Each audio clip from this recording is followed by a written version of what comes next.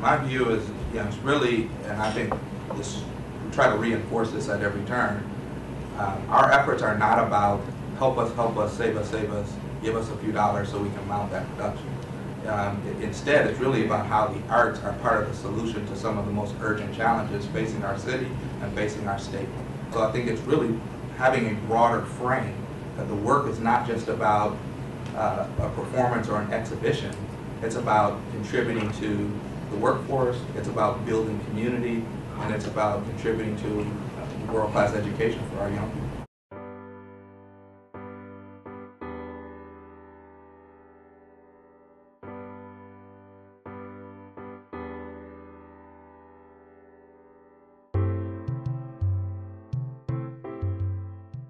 Social justice is a core value of the work we do. Social justice, self-advocacy is integral to that work.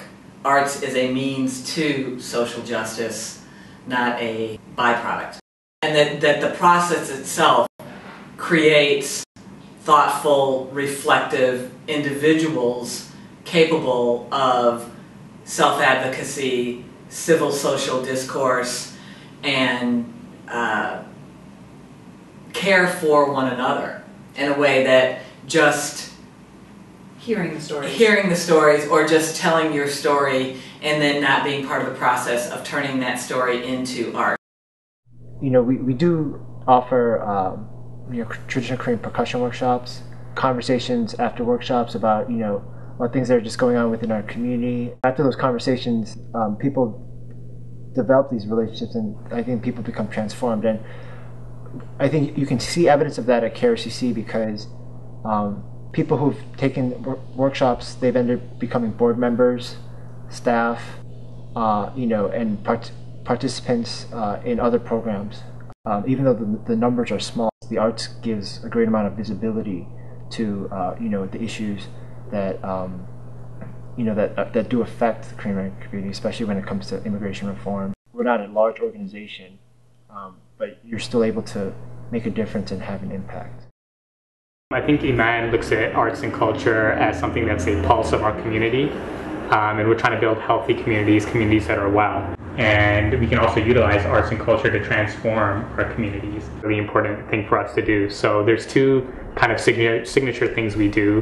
One of them is Community Cafe. We hold that every other month in Chicago. And as it sounds, it's a place for our community and our several different communities to come together and experience basically our lives through the art. The other event is similar but a lot larger in scale, and that's our big festival, Taken to the Streets. It happens in the summer every other year, and there we're bringing out a lot more performing artists. There's a bazaar, there's family zones, there's speakers, there's a lot of conversation going on about social justice, both through the arts themselves and directly talking about different topics, policies, issues, etc. And that's a big way for us to kind of show some of our ideals and kind of show what things can look like on a single day and through this big festival. And then it kind of helps encourage the work that we're continuing to do.